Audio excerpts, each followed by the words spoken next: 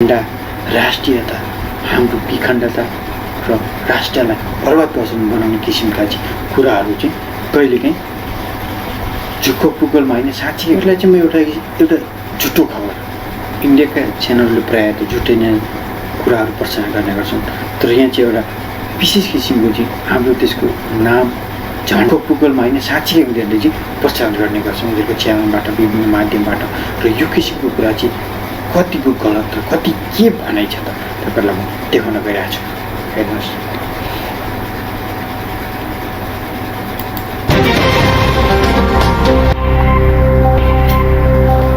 नमस्कार, NA news पर आप सभी का स्वागत है। एक बहुत बड़ी खबर निकल कर आई है। खबर है नेपाल का नाम बदलने की। तो चलिए बढ़ते हैं इस खबर पर विस्तार से। नेपाल संसदीय मामलों के मंत्रालय ने एक सर्कुलर जारी कर सभी सरकारी एजेंसियों से कहा था कि वे देश का नाम संघीय लोकतांत्रिक। एनए न्यूज पर आप सभी का स्वागत है। एक बहुत बड़ी खबर निकल कर आई है। खबर है नेपाल का नाम बदलने की। तो चलिए बढ़ते हैं इस खबर पर विस्तार से।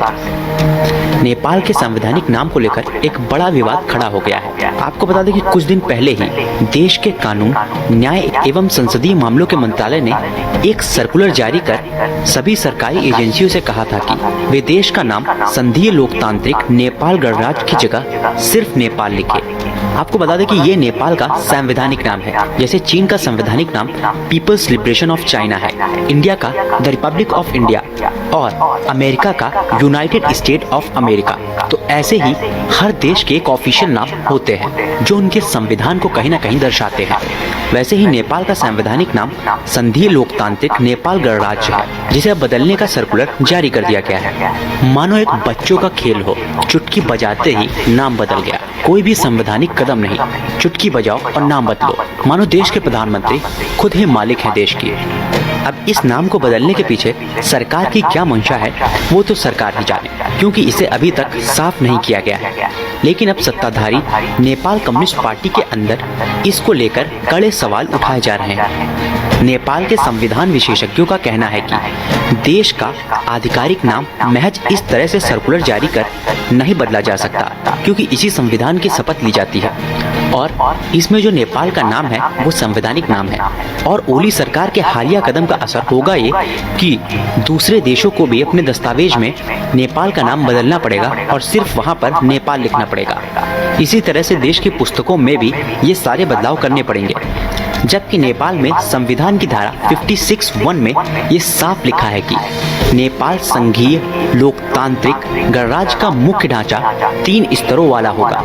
ये स्तर है संघीय, प्रादेशिक और स्थानीय। इसी ढांचे के अनुरूप देश का आधिकारिक नाम संविधान में तय किया गया था। लेकिन ओली सरकार की ये हरकत साफ साफ संविधान की धज्जियां उड़ा रही है और नेपाल के संवैधानिक नाम से छेड़छाड़ करना, वो भी सिर्फ एक सर्कुलर जारी करके कहीं न कहीं देश के संविधान का मजाक उड़ाना है। इसी बात को लेकर अब सत्ताधारी दल के भीतर इस मुद्दे को सीधे प्रधानमंत्री ओली और उनकी सरकार पर निशाना साधा जा रहा है। पार्टी की स्थायी समिति के सदस्य लीलामणि पोखरेल ने बयान में कहा है कि प्रधानमंत्री ओली लगातार ऐसे कदम उठा रहे हैं जिसका मकसद मौजूदा व्यवस्था को ध्वस्त करना है।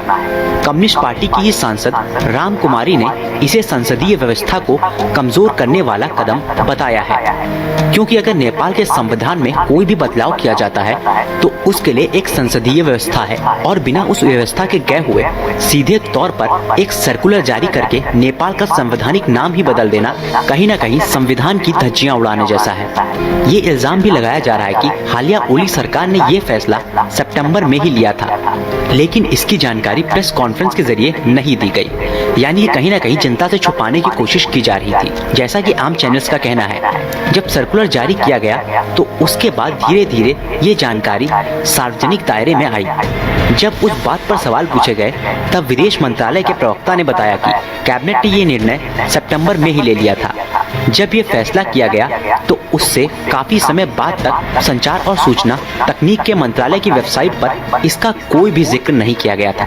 यानी कि कहीं न कहीं लोगों से इस बात को छिपाया जा रहा है और जबकि सरकार के तमाम फैसलों की तुरंत जानकारी दी जाती है, लेकिन इस जानकारी को लोगों से क्यों छुपाया जा रहा है? फैसले को छुपाए रखने में सरकार के रवैये पर भी सवाल उठाए जा रहे हैं। कम्युनिस्ट पार्टी में कुछ नेताओं ने मीडिया से कहा है कि गोपनीयता बरतने से सरकार के तरीके में सवाल की मंशा पर शक खड़ा होता है। अब सवाल ये भी खड़े हो रहे हैं कि कहीं इससे लोकतंत्र को कोई खतरा तो नहीं है, क्योंकि सीधे सीधे संविधान को दरकिनार करके ऐसे फैसले लिए जा रहे हैं और नेपाल के आधिकारिक नाम से भी लोकतंत्र शब्द को गायब कर दिया गया, जो कि नेपाल के संविधान के मूलभूत ढांचे से ही नेपाल को एक संवैधानिक नाम मिला है और उसी संवैधानिक नाम को ही बदला जा रहा है। आपको बता दें कि नेपाल में गणराज्यीय संविधान को सितंबर 2015 में लागू किया गया था। उससे पहले 7 साल तक इसे बनाने की प्रक्रिया चली। उस दौरान संविधान सभा का 2 बार चुनाव हुआ। गणराज्यीय संविधान बनाने की कोशिश 2005 में राजतंत्र के खात्मे के बाद से शुरू हुई थी। संविधान विशेषज्ञों का कहना है कि देश के नाम से संघीय गणराज्य शब्द हटाना संविधान की भावना पर सीधे प्रहार है। उन्होंने ध्यान दिलाया है कि देश का नाम federal democratic Republic of Nepal है। यह पहली संविधान सभा में 2008 में तय किया गया था और तभी इस नाम की सूचना संयुक्त राष्ट्र को भी दी गई थी। यानी कि एक छोटा मोटा कदम नहीं है। नेपाल का संवैधानिक नाम नेपाल को ही दर्शाता है और नेपाल के पूरे संविधान को दर्शाता है। इसीलिए इस पर तमाम सवाल खड़े हो रहे हैं, क्योंकि ओली सिर्फ देश के प्रधानमंत्री हैं, वो कोई नेपाल नहीं या फिर नेपाल देश नहीं। ओली सिर्फ देश के लोगों द्वारा चुने गए एक पीएम है। उनकी इतनी पावर नहीं कि वो संविधान से छेड़छाड़ करें और नेपाल का पूरा नाम अपनी पावर से बदल लें। तो ये कहीं ना कहीं बहुत गलत कदम है और नेपाल की जनता को इस पर जागना चाहिए और सरकार से सवाल पूछने चाहिए। सरकार को कटघरे में लाना जरूरी है, क्योंकि आज अगर ये हो रहा है तो कल को कुछ और कदम में भी बदलाव किया जा सकता है और वो भी सिर्फ एक सर्कुलर जारी करके कर सकते हैं, यानी कोई भी संवैधानिक तरीका नहीं। तो कहीं ना कहीं सरकार को इस बात पर कटघरे में लाना काफी जरूरी है। आपकी क्या है इस पर राय? कमेंट बॉक्स में हमें लिखकर जरूर बताएं। आपको क्या लगता है इस पर? केही कुराहरू त चलेर केही कुरा भएको त पक्कै पनि हाम्रो सरिता गिरी हुँदाखेरिको यो झन्डा चयन गर्ने, राष्ट्र चयन गर्ने, राष्ट्रको सिमाना छ त्यसलाई बदलाव गर्ने अनि राष्ट्रको जुन बिच कुराहरू छ त्यसलाई बदल गर्ने भन्ने कुरा त कुनै बेला देशद्रोही, राष्ट्रद्रोही, यो राष्ट्रलाई सखाप एकदम छिन्न भिन्न बनाउनु पर्छ भन्ने राष्ट्रद्रोहीले गर्थे।